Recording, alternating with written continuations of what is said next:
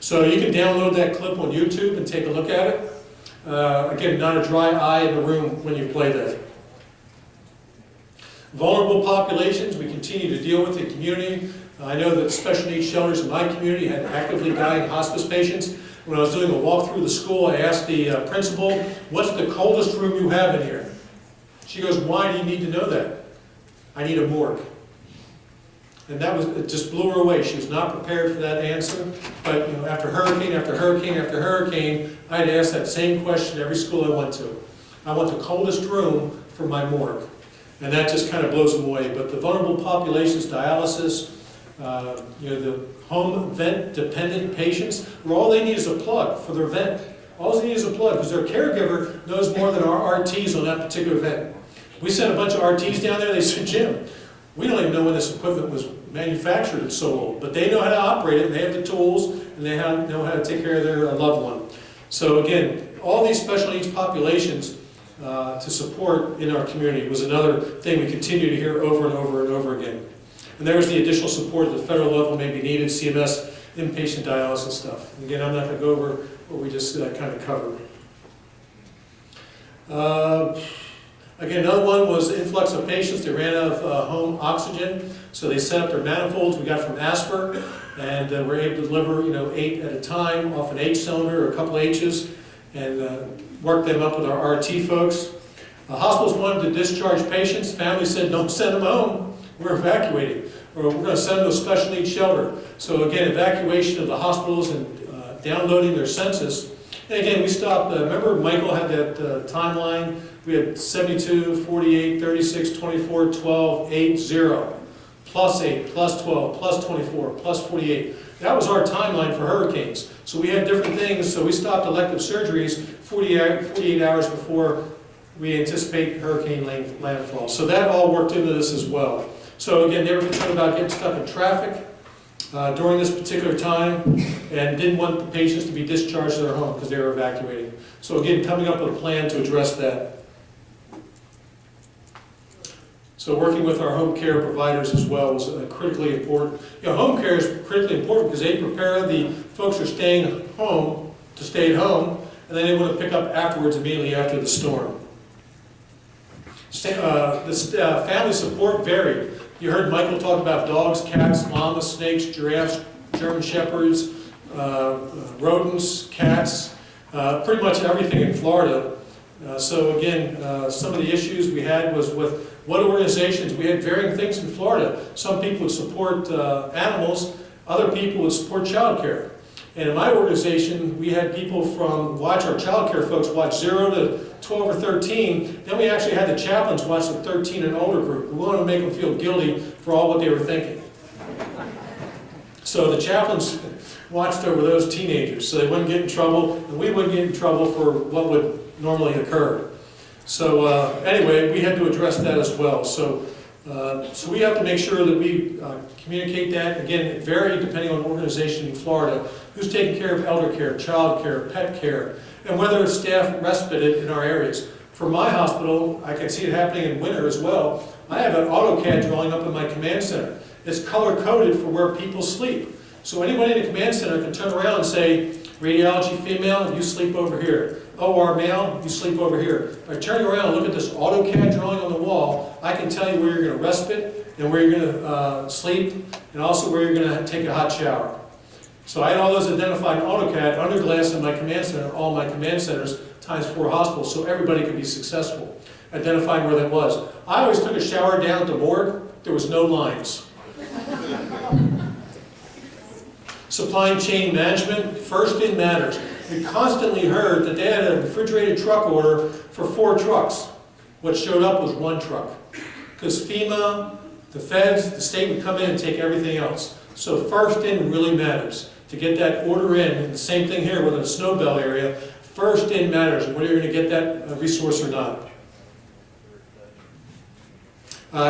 We had bunches of trucks trying to get to hospitals, and I heard this during Michael's presentation. I heard it during the event in Texas. They had trucks, but they couldn't get through the roadblocks to deliver supplies. So again, that's something we have to identify and work with the state police, the state highway patrol, local police, county police, and certainly through the state ESF8 and other law enforcement channels.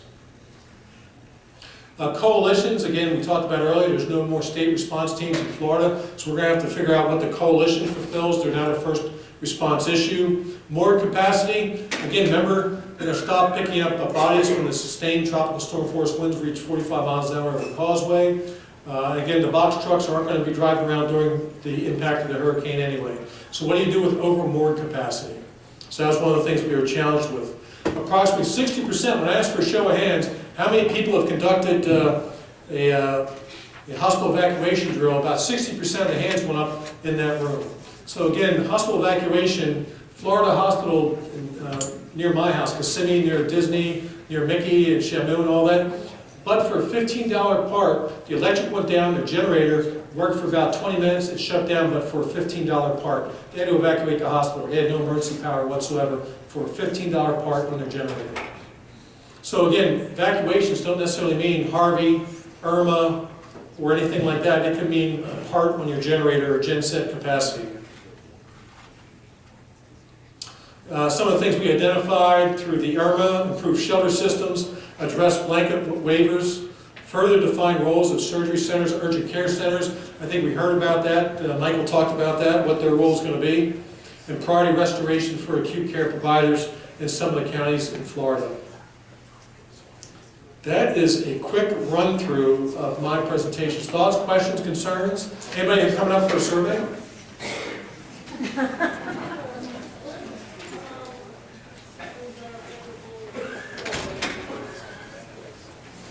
She's asking about behavioral health patients. They fall in the same boat as far as evacuation. What we found is, they were vying for the same assets, transportation assets, as the acute care hospitals. So again, first in, we're able to evacuate for those resources. And again, I think they should as well plan for evacuation. When to go, how they're going to go, and where they're going to go. So I think behavioral health is no different from the acute care hospital. If you're in an evacuation zone, or even if you're not in an evacuation zone, you decide to leave anyway because your building was built in 1980 to level 2 standards, level 2 hurricane standards. So I think it all applies to behavioral health. We credit behavioral health facilities as well as surgery centers, home health agencies, acute care hospitals, critical access hospitals as well. So I think it's the same role. Behavioral health has to have those things in place. The same thing with the 96-hour rule. Not as an acute care hospital relative to medical supplies and pharmaceuticals, but nonetheless, during Irma, we had issues relative to medications going to behavioral health home-based place. They ran out of meds.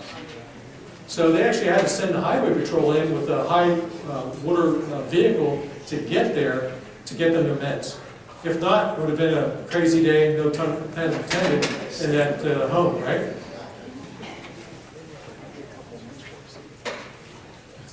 Two questions. Yes, sir. First, what would you identify with your colleagues as being the top 3 gaps from this year's the preparedness part in the surveys?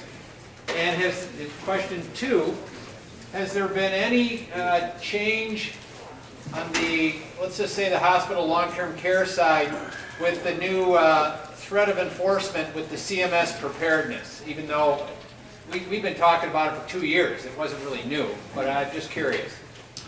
So the top issues right now are the HVA and evacuation and making sure you do your 2 drills. And we heard critically that an MCI has to be one of them, at least recommended. If you want to do an infant abduction and utility downtime, that's great.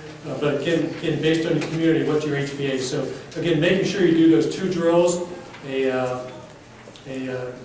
Tabletop drill is not acceptable for Joint Commission, even though it is acceptable for CMS rule. And we know that the CMS rule, they expected everyone to be in compliance when that rolled around on November 15th, 2017. And if you're accredited by Joint Commission or DNV or HVAP or wherever your organization is, we feel that you're probably 90 to 95% ready to go on that on the new CMS regs. Again, a little bit more training and identifying training and also identifying what training, so that's another hot spot we'll be looking at is training of all staff in their role. The training of staff for volunteers don't come to the hospital, right? It could be for volunteers only. Could be a little bit more extensive environmental or dietary, what their role is. So we want to make it job specific, so that'll be another thing we're focusing on in the coming years. We find that the drills is scored about 4.3%. That seems to be our hotspot relative to scoring relative to drills. You didn't do it, you didn't put those interim measures in your plan, you didn't do your second drill, that type of thing.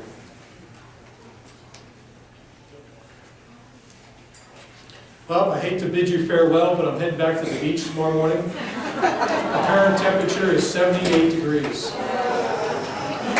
Thanks, everyone.